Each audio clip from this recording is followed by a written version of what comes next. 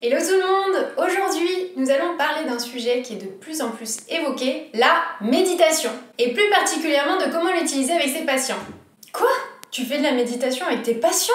Eh bien oui! Depuis maintenant plusieurs années, de nombreux psychologues et psychiatres en vantent ses mérites. Et notamment l'un de mes préférés, Christophe André, dont je vous en parlerai à la fin de la vidéo avec quelques petits conseils lecture. La méditation, elle aide énormément à ralentir, à être davantage présent, ici, dans le moment présent. Elle aide à réfléchir différemment, notamment avec l'ensemble de notre corps, de nos sensations, de nos intuitions. Dans un monde où tout va toujours très vite, trop vite, où on pense toujours à l'après, où on se projette sans cesse, où on angoisse, etc., eh bien la méditation, elle aide les patients dans de nombreuses pathologies. Mais en tant que psychologue, on peut proposer des méditations à nos patients? Bien sûr! Je vais tout expliquer en détail et je vais même d'ailleurs vous parler d'un magazine que vous connaissez peut-être qui s'appelle Cerveau et Psycho. Quand j'étais en études, j'adorais lire des magazines de psychologie, à défaut de pouvoir acheter des livres ou des formations. Et Cerveau et Psycho était l'un de ceux que j'achetais. Vraiment, j'adorais leur magazine.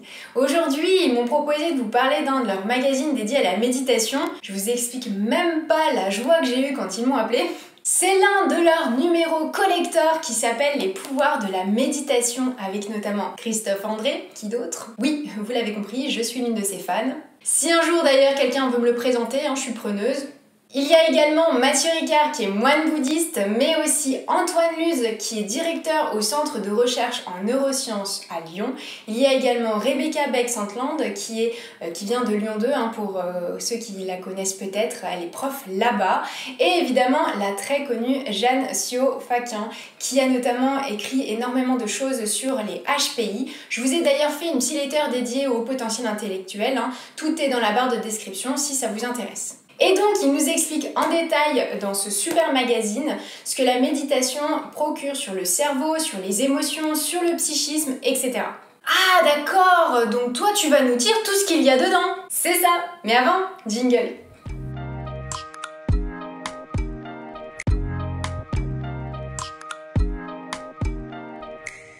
Bon, alors, dis-nous tout sur la méditation parce que tu as éveillé ma curiosité. Moi, je suis très scientifique, tu vois, donc méditer, je vois pas trop les bienfaits. Comment ça fonctionne dans le cerveau, justement? Je vous rappelle que j'avais déjà fait une vidéo sur la thérapie et la méditation, je vous la mets juste ici si vous souhaitez la voir. Alors, soyez indulgents, c'était ma deuxième vidéo, ça remonte. Et je vous rappelle que vous pouvez vous abonner et cliquer sur la petite cloche pour ne rien manquer des prochaines vidéos. Alors dans le magazine, j'ai découvert vraiment plein d'études qui ont révélé que la méditation en fait, elle avait des effets sur la concentration, sur les peurs, sur le sommeil et ralentissait aussi le vieillissement cellulaire. Autrement dit, notre cerveau reste plus jeune avec la méditation. Pas mal, non ?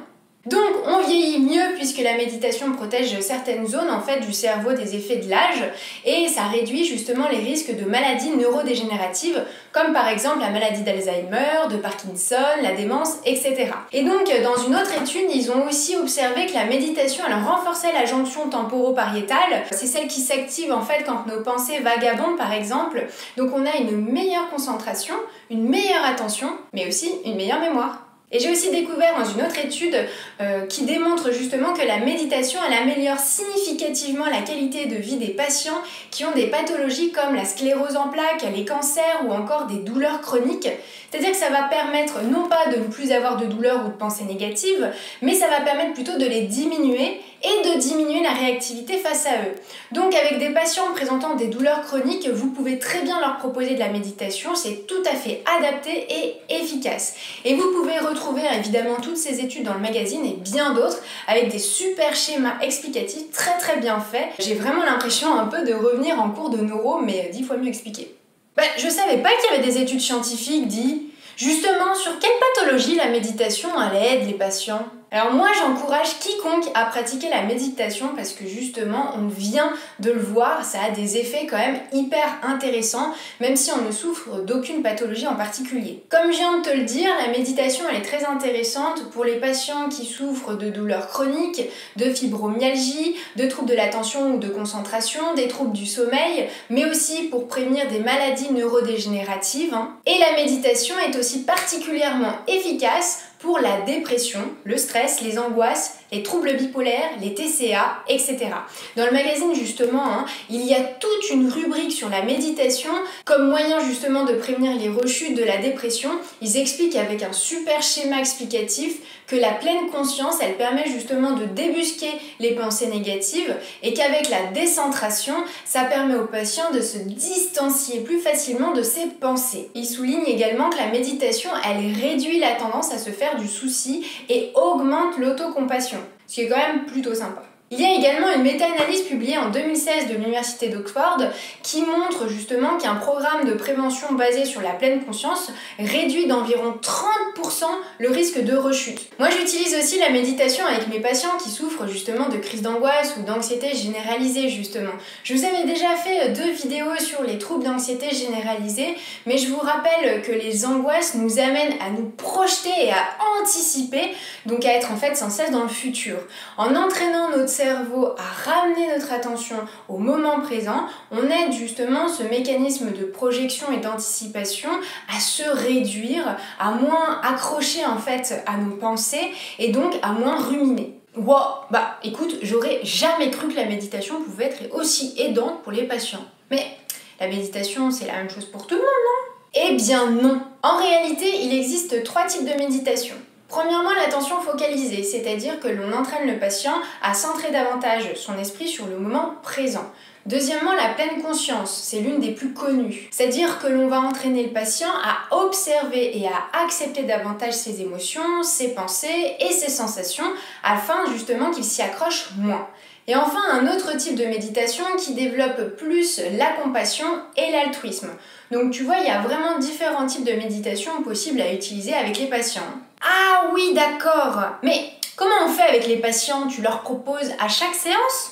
Alors vous me connaissez maintenant, vous savez que j'ai une approche intégrative et que je pioche à droite et à gauche parce que je pars du principe qu'il y a plein de choses bonnes à prendre dans différents domaines et dans différentes approches et la méditation en fait partie. Alors ça fait un moment maintenant que j'utilise la méditation avec mes patients et depuis que j'ai fait ma formation en EMDR, j'utilise d'autres techniques comme la cohérence cardiaque, la respiration ventrale, la méditation pleine conscience, etc.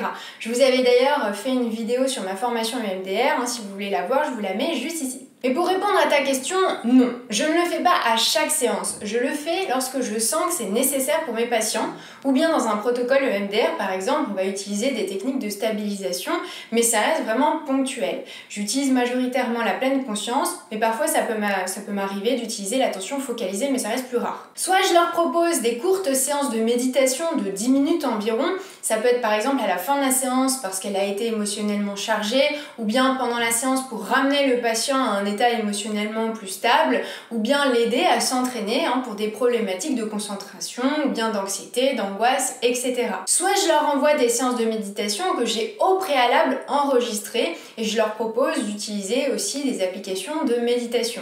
Alors majoritairement, je leur en propose 2, soit Seven Mind que j'utilise moi-même et dont j'avais parlé sur Instagram et qui est vraiment super, soit Petit Bambou de Christophe André. Oui, j'ai fait une petite infidélité à Christophe.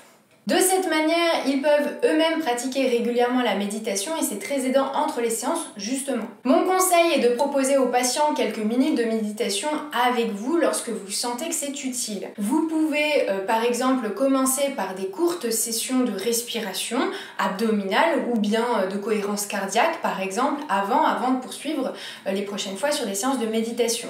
Puis vous demandez à votre patient ce qu'il en a pensé, s'il souhaite refaire régulièrement ou pas des séances de méditation, par exemple 10 minutes à la fin de chaque séance, etc. Et s'il ne souhaite pas, mais que vous sentez qu'il en a besoin, alors proposez-lui des séances que vous avez soit enregistrées, soit les 2 applications dont je viens de vous parler. Et puis ensuite, vous leur demandez après chaque séance comment ça s'est passé pour lui, et comment est-ce qu'il l'a vécu, est-ce qu'il sent qu'il en tire des bénéfices, etc. Voilà, vous reprenez ça après les séances suivantes. Et la méditation avec les enfants, c'est possible ? Eh bien, je ne savais pas, mais j'ai appris dans le magazine qu'on pouvait proposer de la méditation aux enfants et aux adolescents, notamment ceux qui présentent des troubles de l'attention. Jeanne, justement, Siofachin, elle propose d'ailleurs 2 exercices dans le magazine, un pour les enfants, l'exercice qu'elle nomme la petite fourmi, et un autre pour les adolescents qui sont par exemple stressés pour leurs examens. Donc en fait, ouais, c'est tout à fait possible. Et si on veut se former à la méditation, on fait comment ? Alors, tu as plusieurs écoles entre guillemets, mais majoritairement c'est des formations MBSR, c'est-à-dire réduction du stress par la pleine conscience, ou MBCT, c'est-à-dire thérapie cognitive fondée sur la pleine conscience. Mais vous avez également des DU de méditation pleine conscience ou de psychothérapie par la pleine conscience. Il y en a vraiment un petit peu partout en France, à Lyon, à Metz, au Centre Pierre-Janet, etc. Moi, je me suis formée avec formation psy, méditation pleine conscience, qui est financièrement très accessible. Ça m'a permis justement de poser les bases et je pense que l'année prochaine, je ferai une formation un petit peu plus poussée sur la méditation. D'ailleurs, j'ai un petit code promo si vous voulez vous former chez Formation Psy. Si ça vous intéresse, je vous l'ai mis en barre d'infos.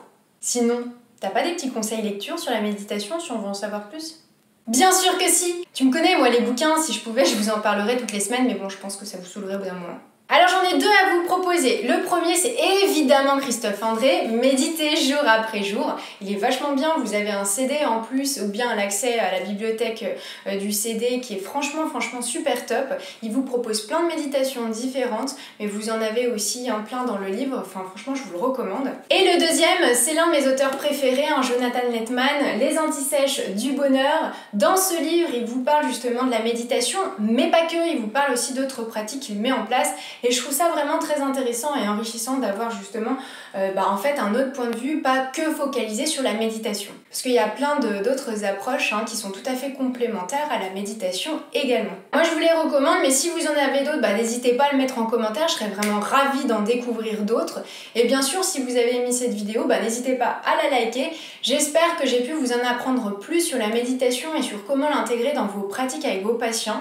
N'hésitez pas à regarder justement le numéro collector de Cerveau et Psycho. Il est encore disponible en kiosque jusqu'au 6 juin, mais il sera disponible sur internet sans problème du tout et vous pouvez apprendre plein de choses justement sur la méditation. Il y a plein d'idées d'exercices à proposer avec vos patients, donc franchement je vous le recommande vivement. Je vous retrouve tout de suite sur Instagram ou bien la semaine prochaine pour une nouvelle vidéo vendredi à 18h30. Belle journée, ciao ciao.